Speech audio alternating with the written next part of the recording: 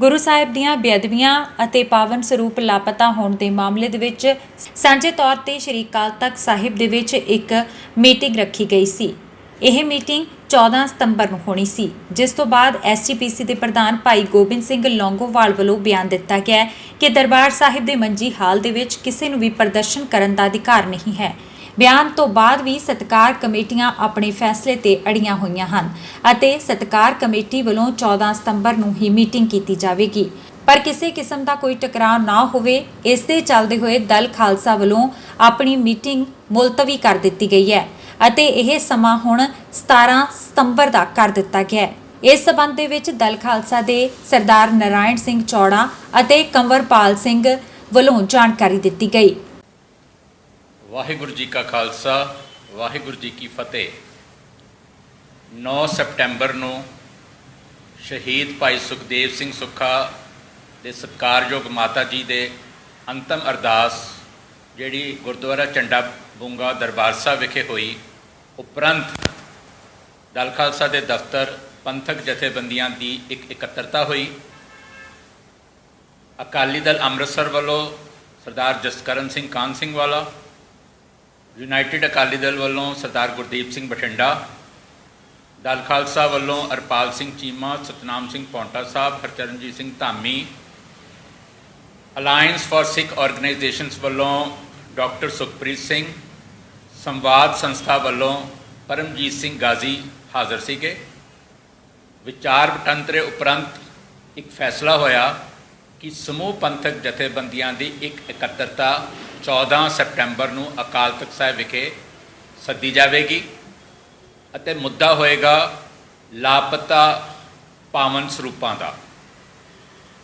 14 ਤਰੀਕ ਦੇ ਪ੍ਰੋਗਰਾਮ ਦਾ ਐਲਾਨ ਤੋਂ ਬਾਅਦ ਅਸੀਂ ਸਾਰੀਆਂ ਪੰਥਕ ਸੰਸਥਾਵਾਂ ਨੂੰ ਨਿੱਜੀ ਤੌਰ ਤੇ ਵੀ ਅਤੇ ਮੀਡੀਆ ਵਿੱਚ ਵੀ ਅਪੀਲ ਕੀਤੀ, ਬੇਨਤੀ ਕੀਤੀ ਕਿ ਉਹ 14 ਤਰੀਕ ਨੂੰ ਅਕਾਲ ਤਖਤ ਸਾਹਿਬ ਵਿਖੇ ਹੋਣ ਵਾਲੀ ਮੀਟਿੰਗ ਦੇ ਵਿੱਚ ਸ਼ਾਮਲ ਹੋਣ। ਅਗਲੇ ਦਿਨ 10 ਤਰੀਕ ਨੂੰ ਗੁਰਦੁਆਰਾ ਅਟਾਰੀ ਸਾਹਿਬ ਵਿਖੇ ਸਤਿਕਾਰ ਕਮੇਟੀਆਂ ਦੀ ਮੀਟਿੰਗ ਸੀ। ਉਹਨਾਂ ਨੇ ਉਸ ਮੀਟਿੰਗ ਦੇ ਵਿੱਚ 14 ਤਰੀਕ ਨੂੰ ਹੀ ਮੰਜੀ ਸਾਹਿਬ ਦੀਵਾਨ ਹਾਲ ਤੋਂ ਪਾਵਨ ਸਰੂਪਾਂ ਦੀ ਜਿਹੜੀ ਲਾਪਤਾ ਹੋਏ ਸੀ, ਜਿਹੜੀ ਬੇਅਦਬੀ ਹੋਈ ਹੈ, ਉਸ ਦੇ ਖਿਲਾਫ ਮੋਰਚਾ ਲਾਉਣ ਦਾ ਐਲਾਨ ਕਰ ਦਿੱਤਾ। ਉਸ ਐਲਾਨ ਦੇ ਪ੍ਰਤੀਕਰਮ ਵਜੋਂ ਸ਼੍ਰੋਮਣੀ ਗੁਰਦੁਆਰਾ ਪ੍ਰਬੰਧਕ ਕਮੇਟੀ ਦੇ ਪ੍ਰਧਾਨ ਦਾ ਇੱਕ ਧਮਕੀ ਭਰਿਆ ਬਿਆਨ ਅਖਬਾਰਾਂ ਦੇ ਵਿੱਚ ਪ੍ਰਕਾਸ਼ਿਤ ਹੋਇਆ। ਜਿਸ ਤਰੀਕੇ ਦੇ ਸ਼ਬਦ ਵਰਤੇ ਗਏ, ਜਿਸ ਤਰੀਕੇ ਦਾ ਲਹਿਜ਼ਾ ਵਰਤਿਆ ਗਿਆ, ਉਹ ਸ਼੍ਰੋਮਣੀ ਕਮੇਟੀ ਦੇ ਪ੍ਰਧਾਨ ਦੇ ਅਹੁਦੇ ਤੇ ਬੈਠੇ ਵਿਅਕਤੀ ਨੂੰ ਸ਼ੋਭਾ ਨਹੀਂ ਦਿੰਦਾ। ਅਸੀਂ ਇਹ ਸਾਰੇ ਜੋ ਵਰਤਾਰਾ ਹੋਇਆ ਪਿਛਲੇ 3-4 ਦਿਨਾਂ ਦੇ ਵਿੱਚ, ਉਸ ਸੰਬੰਧੀ ਉਸ ਨੂੰ ਬੜੇ ਸੰਜੀਦਗੀ ਦੇ ਨਾਲ ਅੱਜ ਵਿਚਾਰ ਕਰਨ ਤੋਂ ਬਾਅਦ ਅਸੀਂ ਆਪਣੇ ਕੁਝ ਪ੍ਰੋਗਰਾਮਸ ਦੇ ਵਿੱਚ ਕੁਝ ਤਬਦੀਲੀ ਲਿਆਂਦੀ ਹੈ। ਉਸ ਤਬਦੀਲੀ ਬਾਰੇ ਸੰਗਤਾਂ ਨੂੰ ਸਰਦਾਰ ਨਾਰਾਇਣ ਸਿੰਘ ਮੁਖਾਤਬ ਹੋ ਕੇ ਦੱਸਣਗੇ। ਵਾਹਿਗੁਰੂ ਜੀ ਕਾ ਖਾਲਸਾ, ਵਾਹਿਗੁਰੂ ਜੀ ਕੀ ਫਤਿਹ। ਸਮੂਹ ਪੰਥ ਨੂੰ ਸਮਰਪਿਤ ਜਥੇਬੰਦੀਆਂ ਨੂੰ ਬੇਨਤੀ ਕੀਤੀ ਜਾਂਦੀ ਹੈ ਕਿ 9 ਤਰੀਕ ਨੂੰ ਜਿਹੜਾ ਫੈਸਲਾ ਸਿੱਖ ਜਥੇਬੰਦੀਆਂ ਦੀ ਮੀਟਿੰਗ ਦੇ ਵਿੱਚ ਕੀਤਾ ਗਿਆ ਸੀ ਕਿ 14 ਤਰੀਕ ਨੂੰ ਸ੍ਰੀ ਅਕਾਲ ਤਖਤ ਸਾਹਿਬ ਦੇ ਸਨਮੁਖ ਪੰਥ ਨੂੰ ਸਮਰਪਿਤ ਸਾਰੀਆਂ ਹੀ ਜਥੇਬੰਦੀਆਂ, ਸੰਸਥਾਵਾਂ, ਸੰਪਰਦਾਵਾਂ, ਬੁੱਧੀਜੀਵੀਆਂ, ਇਹਨਾਂ ਸਾਰਿਆਂ ਦੀ ਮੀਟਿੰਗ ਬੁਲਾ ਕੇ ਤੇ ਸ੍ਰੀ ਗੁਰੂ ਗ੍ਰੰਥ ਸਾਹਿਬ ਜੀ ਦੇ ਸ਼੍ਰੋਮਣੀ ਗੁਰਦੁਆਰਾ ਪ੍ਰਬੰਧਕ ਕਮੇਟੀ ਦੇ ਪ੍ਰਬੰਧ ਵਿੱਚੋਂ ਲਾਪਤਾ ਹੋਏ ਸਰੂਪਾਂ ਦੀ ਭਾਲ ਲਈ ਅਗਲਾ ਪੈਂਤੜਾ ਅਖਤਿਆਰ ਕਰਨ ਲਈ ਮੀਟਿੰਗ ਬੁਲਾਈ ਗਈ ਸੀ।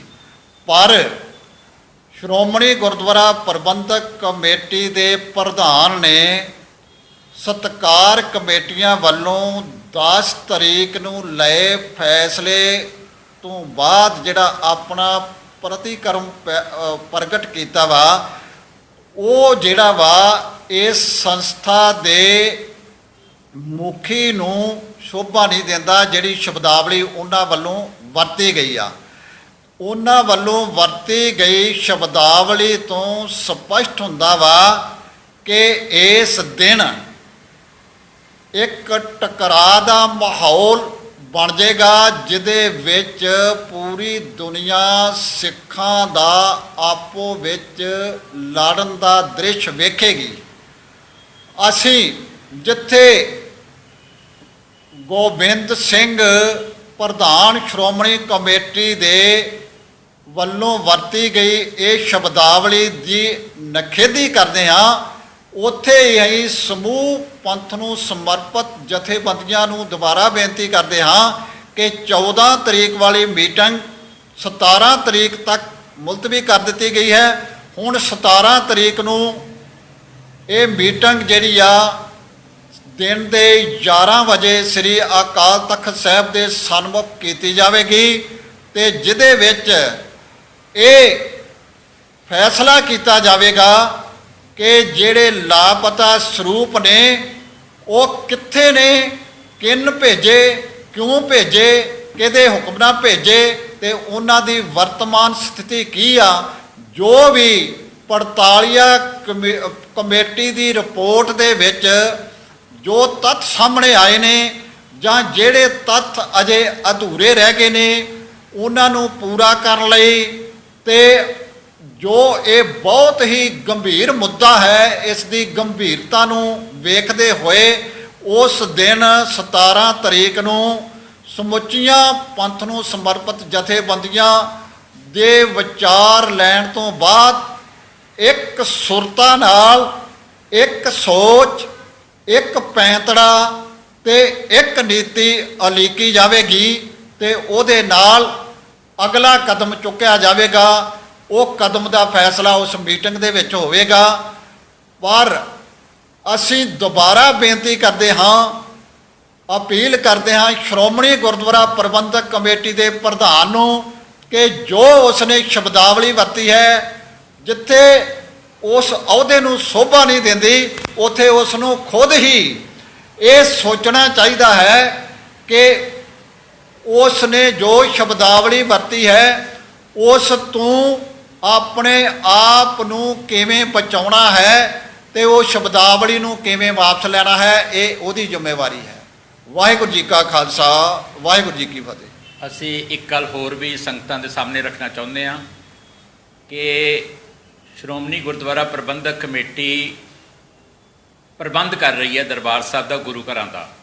ਇਹ ਸਭ ਤੋਂ ਵੱਡੀ ਤੇ ਪਹਿਲੀ ਜ਼ਿੰਮੇਵਾਰੀ ਉਹਨਾਂ ਦੀ ਬਣਦੀ ਹੈ ਕਿ ਕਿਸੇ ਪ੍ਰਕਾਰ ਦਾ ਕੋਈ ਟਕਰਾਅ ਨਹੀਂ ਹੋਣਾ ਚਾਹੀਦਾ। ਦਰਬਾਰ ਸਾਹਿਬ ਦੀ ਮਰਿਆਦਾ ਹਰ ਹਾਲ ਵਿੱਚ ਬਹਾਲ ਰਹਿਣੀ ਚਾਹੀਦੀ ਹੈ, ਉਹਦਾ ਸਤਿਕਾਰ ਬਹਾਲ ਰਹਿਣਾ ਚਾਹੀਦਾ ਹੈ। ਔਰ ਜਿਸ ਤਰੀਕੇ ਦੇ ਨਾਲ ਸਰਦਾਰ ਨਰੈਣ ਸਿੰਘ ਨੇ ਦੱਸਿਆ ਕਿ ਸ਼੍ਰੋਮਣੀ ਗੁਰਦੁਆਰਾ ਪ੍ਰਬੰਧਕ ਕਮੇਟੀ ਦੀ ਜਿਹੜੀ ਦੇ ਪ੍ਰਧਾਨ ਦੀ ਜਿਹੜੀ ਸ਼ਬਦਾਵਲੀ ਹੈ ਜਾਂ ਜਿਹੜਾ ਉਹਨਾਂ ਦਾ ਰਵੱਈਆ ਹੈ, ਉਸ ਤੋਂ ਲੱਗਦਾ ਹੈ ਕਿ ਜਿਸ ਤਰ੍ਹਾਂ ਉਹ ਟਕਰਾਅ ਦਾ ਇੱਕ ਮਾਹੌਲ ਬਣਾਉਣਾ ਚਾਹੁੰਦੇ ਨੇ। ਸੋ ਅਸੀਂ ਇਸ ਕਰਕੇ 14 ਦੀ ਜਿਹੜੀ ਮੀਟਿੰਗ ਹੈ ਉਹ 17 ਨੂੰ ਦੇ ਮੁਲਤਵੀ ਕਰ ਰਹੇ ਹਾਂ। ਇੱਕ ਇਹਦਾ ਹੋਰ ਵੀ ਕਾਰਨ ਹੈ, 18 ਤਰੀਕ ਨੂੰ ਅਕਾਲ ਤਖਤ ਸਾਹਿਬ ਨੇ ਜਿਹੜੀ 2016 ਦੀ ਅੰਤਰਿਮ ਕਮੇਟੀ ਸੀ ਤੇ 2020 ਦੀ ਜਿਹੜੀ ਅੰਤਰਿਮ ਕਮੇਟੀ ਤੇ ਪ੍ਰਧਾਨ ਹੈ, ਉਹਨਾਂ ਨੂੰ ਸੰਮਨ ਕੀਤਾ ਅਕਾਲ ਤਖਤ ਸਾਹਿਬ ਵਿਖੇ। ਸੋ 18 ਨੂੰ ਅਕਾਲ ਤਖਤ ਸਾਹਿਬ ਵਿਖੇ ਜਿਹੜਾ ਇੱਕ ਸਾਰਿਆਂ ਨੂੰ ਸੰਮਨ ਕੀਤਾ ਗਿਆ, ਉਸ ਸੰਬੰਧੀ ਵੀ ਅਸੀਂ 17 ਦੇ ਵਿੱਚ ਆਪਣੀ ਮੀਟਿੰਗ ਦੇ ਵਿੱਚ ਡਿਸਕਸ ਕਰਾਂਗੇ ਤੇ ਇਹ ਵੀ ਅਸੀਂ ਉੱਥੇ ਸਾਡੀ ਡਿਸਕਸ਼ਨ ਹੋਏਗੀ ਕਿ ਇਹ ਸਾਰੇ ਮਾਮਲੇ ਦੇ ਵਿੱਚ ਜਿਹੜੀ ਪੜਤਾਲੀਆ ਕਮੇਟੀ ਨੇ ਜਿਨ੍ਹਾਂ ਨੂੰ ਦੋਸ਼ੀ ਸਮਝਿਆ ਹੈ ਜਾਂ ਗਰਦਾਨਿਆ ਹੈ, ਉਸ ਤੋਂ ਵੱਧ ਜਾਂ ਉਸ ਤੋਂ ਇਲਾਵਾ ਹੋਰ ਕੌਣ ਦੋਸ਼ੀ ਹਨ, ਕਿਸ ਦਾ ਕਸੂਰ ਹੈ, ਜਿਹੜੀ ਇਹ ਸਾਰਾ ਕੁਝ ਅਣਗਹਿਲੀ ਹੋਈ ਹੈ ਜਾਂ ਜਿਹੜੀ ਮਿਸਮੈਨੇਜਮੈਂਟ ਹੋਈ ਹੈ ਜਾਂ ਜਿਸ ਤਰੀਕੇ ਦੇ ਨਾਲ ਪਾਵਨ ਸਰੂਪ ਗਾਇਬ ਹੋਏ ਨੇ, ਉਹ ਕਿੱਥੇ ਗਏ ਨੇ, ਕਿਹਦੇ ਕੋਲ ਨੇ, ਇਸ ਵੇਲੇ ਉਹਨਾਂ ਦੀ ਕੀ ਸਥਿਤੀ ਹੈ, ਇਹ ਸਾਰੀਆਂ ਗੱਲਾਂ ਵਿਚਾਰੀਆਂ ਜਾਣਗੀਆਂ। ਔਰ ਅਸੀਂ ਇਸ 17 ਤਰੀਕ ਦੀ ਜਿਹੜੀ ਮੀਟਿੰਗ ਹੈ, ਜਿਹੜੀ ਪਹਿਲਾਂ 14 ਨੂੰ ਅਕਾਲ ਤਖਤ ਸਾਹਿਬ ਤੇ ਹੋਣੀ ਸੀ, ਹੁਣ ਅਸੀਂ 17 ਨੂੰ ਕਰ ਦਿੱਤੀ ਹੈ। ਉਸ ਦੇ ਵਿੱਚ ਅਸੀਂ ਅਕਾਲੀ ਦਲ ਡੈਮੋਕ੍ਰੈਟਿਕ, ਅਕਾਲੀ ਦਲ ਟਕਸਾਲੀ, PHRO ਜਿਨ੍ਹੇ ਇਸ ਸਾਰੇ ਮੁੱਦੇ ਨੂੰ ਚੁੱਕਿਆ ਅਤੇ ਹੋਰ ਜਿਹੜੀਆਂ ਪੰਥਕ ਸੰਸਥਾਵਾਂ ਨੇ ਉਹਨਾਂ ਨੂੰ ਵੀ ਅਸੀਂ ਅਪੀਲ ਕੀਤੀ ਹੈ ਔਰ ਨਿੱਜੀ ਤੌਰ ਤੇ ਵੀ ਕਿਹਾ ਔਰ ਮੀਡੀਆ ਦੇ ਰਾਹੀਂ ਹੀ ਵੀ ਅਸੀਂ ਕਹਿ ਰਹੇ ਹਾਂ। ਚੀਫ ਖਾਲਸਾ ਦੀਵਾਨ ਨੂੰ ਵੀ ਕਵਾਂਗੇ, ਅਸੀਂ ਫੈਡਰੇਸ਼ਨਸ ਨੂੰ ਵੀ ਕਿਹਾ ਹੈ, ਅਸੀਂ ਸਿੰਘ ਸਭਾ ਜਿਹੜੀ ਚੰਡੀਗੜ੍ਹ ਹੈ ਉਹਨਾਂ ਨੂੰ ਵੀ ਸੱਦਾ ਦਿੱਤਾ ਹੈ। ਸੋ ਹੋਰ ਵੀ ਜਿਹੜੀਆਂ ਸੰਸਥਾਵਾਂ ਨੇ, ਹਿਊਮਨ ਰਾਈਟਸ ਨੇ, ਰਿਲੀਜੀਅਸ ਨੇ, ਪੋਲੀਟੀਕਲ ਨੇ, ਪੰਥਕ ਨੇ, ਉਹਨਾਂ ਨੂੰ ਬੁਲਾਵਾਂਗੇ ਕਿਉਂਕਿ ਮੁੱਦਾ ਸਾਰਿਆਂ ਦਾ ਸਾਂਝਾ ਹੈ, ਸੰਵੇਦਨਸ਼ੀਲ ਮੁੱਦਾ ਹੈ ਔਰ ਸਾਡੇ ਸਾਰਿਆਂ ਨੂੰ ਇਹ ਉਹ ਮੁੱਦਾ ਜਿਹਨੇ ਸਾਡੇ ਸਾਰਿਆਂ ਨੂੰ ਟੁੰਬਿਆ। ਅਸੀਂ ਸਾਰੇ ਪਰੇਸ਼ਾਨ ਵੀ ਹਾਂ, ਗਮ ਵਿੱਚ ਵੀ ਹਾਂ, ਦੁਖੀ ਵੀ ਹਾਂ ਕਿਉਂਕਿ ਮਹਾਰਾਜ ਦੇ ਸਰੂਪ ਗਾਇਬ ਹੋਏ ਨੇ। ਗਾਇਬ ਇਸ ਕਰਕੇ ਹੋਏ ਨੇ ਕਿਉਂਕਿ ਉਹਨਾਂ ਬਾਰੇ ਅੱਜ ਤੱਕ ਸ਼੍ਰੋਮਣੀ ਕਮੇਟੀ ਕੁਝ ਦੱਸ ਨਹੀਂ ਰਹੀ। ਅਗਰ ਇਹ ਦੱਸਣ ਕਿ ਉਹ ਇਹਨਾਂ ਨੇ ਕਿੱਥੇ ਦਿੱਤੇ ਨੇ, ਉਹ ਇਹਨਾਂ ਨੇ ਵੇਚੇ ਨੇ, ਇਹਨਾਂ ਨੇ ਸਿਫਾਰਿਸ਼ 'ਤੇ ਦਿੱਤੇ ਨੇ, ਕਿਸ ਦੇ ਕਹਿਣ 'ਤੇ ਦਿੱਤੇ ਨੇ, ਤੇ ਇਹ ਮਸਲੇ ਦਾ ਇੱਕ ਸੁਖਾਲਾ ਇੱਕ ਮਤਲਬ ਜਿਹੜਾ ਇੱਕ ਜਿਹੜਾ ਭੇਦ ਬਣਿਆ ਹੋਇਆ ਉਹ ਆਪਣੇ ਆਪ ਖੁੱਲ੍ਹ ਜਾਏਗਾ। ਲੇਕਿਨ ਸ਼੍ਰੋਮਣੀ ਕਮੇਟੀ ਜਿਹੜੀ ਹੈ ਉਹ ਇਸ ਨੂੰ ਲੁਕਾ ਰਹੀ ਹੈ। ਸ਼੍ਰੋਮਣੀ ਕਮੇਟੀ ਦੀ ਜਿਹੜੀ ਸਭ ਤੋਂ ਵੱਡੀ ਇਹਦੇ ਵਿੱਚ ਗਲਤੀ ਹੈ ਉਹ ਹੈ ਕਿ ਉਹ ਇਸ ਉੱਤੇ ਪਰਦਾਪੋਸ਼ੀ ਕਰ ਰਹੀ ਹੈ। ਆਪਣੀ ਨਲਾਇਕੀ ਨੂੰ, ਆਪਣੀਆਂ ਗਲਤੀਆਂ ਨੂੰ ਛੁਪਾਉਣ ਲਈ ਪਰਦਾਪੋਸ਼ੀ ਕਰ ਰਹੀ ਹੈ ਔਰ ਉਹ ਇੱਕ ਗਲਤੀ ਨੂੰ ਲੁਕਾਉਣ ਲਈ ਦੂਜੀ ਗਲਤੀ ਕਰ ਰਹੀ ਹੈ। ਸੋ ਅਸੀਂ ਇਸ ਕਰਕੇ ਸਾਰਿਆਂ ਨੂੰ ਬੇਨਤੀ ਕਰਦੇ ਹਾਂ ਕਿ ਸ਼੍ਰੋਮਣੀ ਗੁਰਦੁਆਰਾ ਪ੍ਰਬੰਧਕ ਕਮੇਟੀ ਨੂੰ ਵੀ ਇਹ ਗੱਲ ਕਹਾਂਗੇ ਕਿ ਮਰਿਆਦਾ ਦਾ ਬਹਾਲ ਹੋਣਾ ਚਾਹੀਦਾ। ਕਿਸੇ ਸਿੱਖ ਦੇ ਉੱਤੇ ਉਹਨਾਂ ਦਾ ਜਿਹੜਾ ਜ਼ਬਰਦਸਤੀ ਹੈ ਜਾਂ ਉਹਨਾਂ ਦਾ ਜ਼ਬਰ ਹੈ ਜਾਂ ਉਹਨਾਂ ਦੀ ਜਿਹੜੀ ਵਧੀਕੀ ਹੈ ਉਹ ਪੰਥ ਨੇ ਸਹਿਣ ਨਹੀਂ ਕਰਨੀ, ਕਿਉਂਕਿ ਸ਼੍ਰੋਮਣੀ ਗੁਰਦੁਆਰਾ ਪ੍ਰਬੰਧਕ ਕਮੇਟੀ ਖੁਦ ਆਪ ਕਟਹਿਰੇ ਵਿੱਚ ਹੈ। ਜਦੋਂ ਉਹ ਖੁਦ ਕਟਹਿਰੇ ਵਿੱਚ ਹੋਵੇ ਤਾਂ ਉਹਨਾਂ ਨੂੰ ਸੰਜਮ ਦੇ ਨਾਲ ਕੰਮ ਲੈਣਾ ਚਾਹੀਦਾ ਹੈ। ਉਹਨਾਂ ਨੂੰ ਪੰਥ ਦੀ ਗੱਲ ਸੁਣਨੀ ਚਾਹੀਦੀ ਹੈ। ਉਹ ਅਕਾਊਂਟੇਬਲ ਨੇ। ਜਿਹੜੀ ਟਰਾਂਸਪੇਰੈਂਸੀ ਬਹੁਤ ਜ਼ਰੂਰੀ ਹੈ ਸ਼੍ਰੋਮਣੀ ਕਮੇਟੀ ਦੇ ਕੰਮਕਾਜ ਦੇ ਵਿੱਚ ਔਰ ਉਹ ਅਕਾਊਂਟੇਬਲ ਨੇ, ਪੰਥ ਅੱਗੇ ਜਵਾਬਦੇਹ ਨੇ। ਅਗਰ ਅੱਜ ਪੰਥ ਉਹਨਾਂ ਨੂੰ ਜਵਾਬ ਉਹਨਾਂ ਕੋਲ ਮੰਗ ਰਿਹਾ ਤਾਂ ਉਹਨਾਂ ਨੂੰ ਜਵਾਬ ਦੇਣਾ ਬਣਦਾ ਹੈ ਔਰ ਉਹਨਾਂ ਨੂੰ ਦੇਣਾ ਚਾਹੀਦਾ। ਸ਼੍ਰੋਮਣੀ ਗੁਰਦੁਆਰਾ ਸ਼੍ਰੋਮਣੀ ਕਮੇਟੀ ਹੋਣੀ ਚਾਹੀਦੀ ਹੈ ਜਿਹੜੀ ਇਸ ਮਾਮਲੇ ਨੂੰ ਇੱਕ ਵਾਰੀ ਦੁਬਾਰਾ, ਕਿਉਂਕਿ ਸਾਰੀਆਂ ਸਿੱਖ ਜਥੇਬੰਦੀਆਂ ਦੇ ਨੁਮਾਇੰਦੇ ਹੋਣੇ ਚਾਹੀਦੇ। ਦੇਖੋ ਅਸੀਂ ਇਹ ਗੱਲ ਬੜੀ ਕਲੀਅਰ ਕੀਤੀ ਹੈ ਕਿ ਅਸੀਂ ਕੋਈ ਵੀ ਗੱਲ ਪਹਿਲਾਂ ਨਹੀਂ ਐਲਾਨ ਕਰ ਸਕਦੇ ਕਿ ਕੀ ਹੋਣਾ ਚਾਹੀਦਾ ਹੈ, ਕਿਉਂਕਿ ਜਦੋਂ ਅਸੀਂ ਮੀਟਿੰਗ ਸੱਦ ਰਹੇ ਹਾਂ ਔਰ ਉਹਦੇ ਵਿੱਚ ਸਾਰੇ ਪੰਥ ਦੀਆਂ ਸੰਸਥਾਵਾਂ ਨੂੰ ਬੁਲਾ ਰਹੇ ਹਾਂ, ਸੋ ਅਸੀਂ ਸਮਝਦੇ ਹਾਂ ਕਿ ਇਹ ਵੀ ਫੈਸਲਾ ਉਹ ਮੀਟਿੰਗ ਹੀ ਕਰੇਗੀ ਕਿ ਕੀ ਹੋਣਾ ਚਾਹੀਦਾ। ਸਾਡਾ ਰੁਖ, ਸਾਡਾ ਪੈਂਤੜਾ, ਸਾਡੀ ਨੀਤੀ ਉਸ ਤੋਂ ਬਾਅਦ ਕੀ ਹੋਏਗੀ ਇਹ ਅਸੀਂ ਉੱਥੇ ਮਿਲ ਬੈਠ ਕੇ ਐਲਾਨ ਕਰਾਂਗੇ। ਕਾਰਨ ਕਿ 14 ਦੇ ਕੋਲ ਮੁਲਤਵੀ ਹੋਈ ਹੈ ਤੇ ਜੋ ਸਰਕਾਰ ਕਮੇਟੀਆਂ ਤੁਹਾਡੇ ਨਾਲ ਆ ਰਹੀਆਂ ਸੀ, ਅੱਜ ਤੁਹਾਨੂੰ ਲੱਗਦਾ ਕਿ ਉੱਧਰ ਜਾਓਗੇ ਤੁਸੀਂ ਉਹਨਾਂ ਦੇ ਨਾਲ? ਦੇਖੋ ਉਹ ਥੋੜ੍ਹਾ ਜਿਹਾ ਇਸ ਗੱਲ ਦੇ ਵਿੱਚ ਅੰਤਰ ਹੈ। ਸਤਿਕਾਰ ਕਮੇਟੀਆਂ ਨੇ 14 ਤਰੀਕ ਦਾ ਮੋਰਚਾ ਐਲਾਨ ਕੀਤਾ ਸੀ ਮੰਜੀ ਸਾਹਿਬ ਦੀਵਾਨ ਹਾਲ ਤੋਂ। ਸਾਡੀ ਮੀਟਿੰਗ ਸੀ ਅਕਾਲ ਤਖਤ ਸਾਹਿਬ 'ਤੇ। ਸੋ ਦੋ ਅਲੱਗ ਪ੍ਰੋਗਰਾਮ ਸੀ, ਇੱਕੋ ਦਿਨ, ਇੱਕੋ ਟਾਈਮ, ਇੱਕੋ ਵੈਨਿਊ ਦੇ ਵਿੱਚ ਥੋੜ੍ਹੇ ਜਿਹੇ ਫਾਸਲੇ 'ਤੇ ਦੋ ਅਲੱਗ-ਅਲੱਗ ਪ੍ਰੋਗਰਾਮ ਹੋਣ ਜਾ ਰਹੇ ਸੀ। ਸੋ ਅਸੀਂ ਨਹੀਂ ਚਾਹੁੰਦੇ ਕਿ ਦੋ ਅਲੱਗ-ਅਲੱਗ ਹੋਣ, ਉਹ ਮੰਜੀ ਸਾਹਿਬ ਦੀਵਾਨ ਹਾਲ ਉਲਝੇ ਹੋਣ ਸ਼੍ਰੋਮਣੀ ਕਮੇਟੀ ਨਾਲ, ਅਸੀਂ ਅਕਾਲ ਤਖਤ ਸਾਹਿਬ ਇਹਨਾਂ ਦੇ ਨਾਲ ਉਲਝੇ ਹੋਈਏ। ਸੋ ਇੱਕੋ ਟਾਈਮ 'ਤੇ ਦੋ ਥਾਂ ਦੇ ਪ੍ਰੋਗਰਾਮ ਚੱਲ ਰਹੇ ਹੁਣ, ਇਹ ਠੀਕ ਨਹੀਂ ਲੱਗਦਾ। ਹਾਲਾਂਕਿ ਅਸੀਂ 9 ਤਰੀਕ ਨੂੰ 14 ਤਰੀਕ ਦਾ ਐਲਾਨ ਕਰ ਦਿੱਤਾ ਸੀ, ਪਰ ਉਹਨਾਂ ਨੇ ਵੀ 10 ਤਰੀਕ ਨੂੰ 14 ਤਰੀਕ ਦਾ ਐਲਾਨ ਕਰ ਦਿੱਤਾ। ਸ਼ਾਇਦ ਹੋ ਸਕਦਾ ਸਾਡੇ 'ਚ ਕਮਿਊਨੀਕੇਸ਼ਨ ਨਹੀਂ ਹੋਇਆ ਆਪਸ ਵਿੱਚ, ਸਾਡੇ 'ਚ ਆਪਸ ਵਿੱਚ ਕਮਿਊਨੀਕੇਸ਼ਨ ਨਾ ਹੋਣ ਕਰਕੇ ਉਹਨਾਂ ਨੇ ਵੀ 14 ਦਾ ਐਲਾਨ ਕਰ ਦਿੱਤਾ, ਪਰ ਇਹ ਉਹਨਾਂ ਦਾ ਪ੍ਰੋਗਰਾਮ ਅਲੱਗ ਮੰਜੀ ਸਾਹਿਬ ਦੀਵਾਨ ਹਾਲ ਸੀ। ਪਰ ਅਸੀਂ ਇਸ ਗੱਲ ਦੇ ਉੱਤੇ ਬਹੁਤ ਸਪਸ਼ਟ ਹੈਗੇ ਹਾਂ ਕਿ ਸ਼੍ਰੋਮਣੀ ਗੁਰਦੁਆਰਾ ਪ੍ਰਬੰਧਕ ਕਮੇਟੀ ਦੀ ਜ਼ਿੰਮੇਵਾਰੀ ਬਣਦੀ ਹੈ, ਕਿਉਂਕਿ ਪ੍ਰਬੰਧ ਉਹਨਾਂ ਕੋਲ ਹੈ, ਕਿ ਕੋਈ ਵੀ ਐਸੀ ਗੱਲ ਨਹੀਂ ਹੋਣੀ ਚਾਹੀਦੀ ਜਿਹਦੇ ਨਾਲ ਸਿੱਖ ਦੁਨੀਆ ਸਾਹਮਣੇ ਸ਼ਰਮਸਾਰ ਹੋ। ਤੁਸੀਂ ਉਸ ਮੀਟਿੰਗ ਦੇ ਵਿੱਚ ਸ਼ਾਮਲ ਹੋ, ਸੌਰੀ ਉਹਨਾਂ ਦੇ ਮੋਰਚੇ ਦੇ ਵਿੱਚ ਸ਼ਾਮਲ ਹੋ,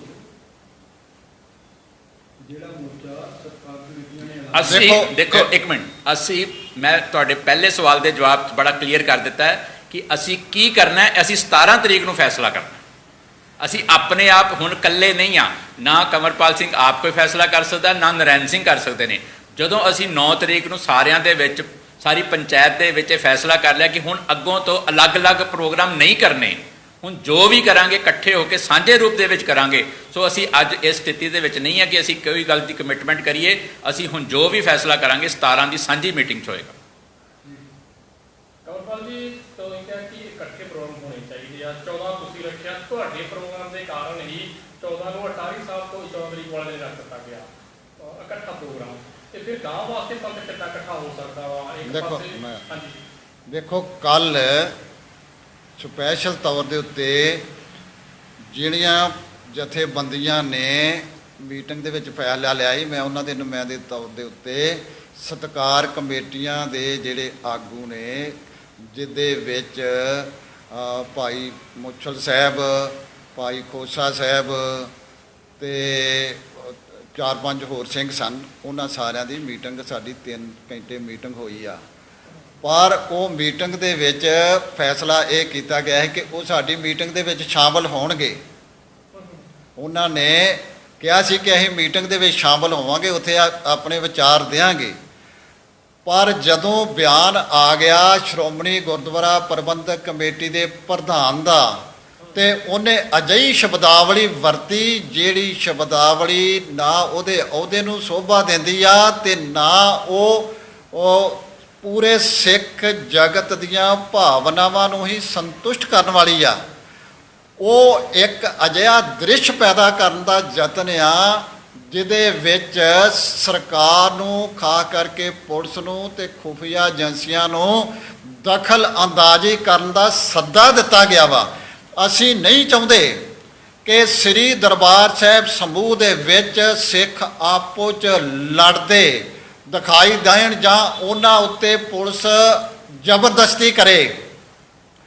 ਸ਼੍ਰੋਮਣੀ ਗੁਰਦੁਆਰਾ ਪ੍ਰਬੰਧਕ ਕਮੇਟੀ ਇੱਕ ਪ੍ਰਬੰਧਕ ਕਮੇਟੀ ਆ ਤੇ ਇਹ ਸਥਾਨ ਉਹਦਾ ਕੋਈ ਗਿਰਵੀ ਨਹੀਂ, ਇਹ ਸਾਰੇ ਖਾਲਸਾ ਪੰਥ ਦਾ ਸਥਾਨ ਆ ਤੇ ਸ੍ਰੀ ਗੁਰੂ ਗ੍ਰੰਥ ਸਾਹਿਬ ਦੇ ਸਰੂਪਾਂ ਦਾ ਜਿਹੜਾ ਗੰਭੀਰ ਮਾਮਲਾ ਵਾ ਉਹ ਹਰ ਸਿੱਖ ਦੀ ਆਸਥਾ ਨਾਲ ਜੁੜਿਆ ਵਾ ਤੇ ਹਰ ਸਿੱਖ ਆਪਣੀਆਂ ਭਾਵਨਾਵਾਂ ਦੇ ਅਨੁਸਾਰ ਆਪਣੇ ਰੋਹ ਦਾ, ਆਪਣੇ ਗੁੱਸੇ ਦਾ, ਆਪਣੇ ਰੋਸ ਦਾ ਪ੍ਰਗਟਾਵਾ ਕਰ ਸਕਦਾ ਵਾ। ਤੇ ਜੇ ਉਹ ਪ੍ਰਗਟਾਵਾ ਕਰਨ ਲਈ ਉਹਨਾਂ ਨੇ ਇਹ ਫੈਸਲਾ ਕੀਤਾ ਵਾ ਤੇ ਉਸ ਫੈਸਲੇ ਨੂੰ ਪੰਥ ਦੀ ਨਿਗਾਹ ਦੇ ਨਾਲ ਵੇਖਣਾ ਚਾਹੀਦਾ ਸੀ।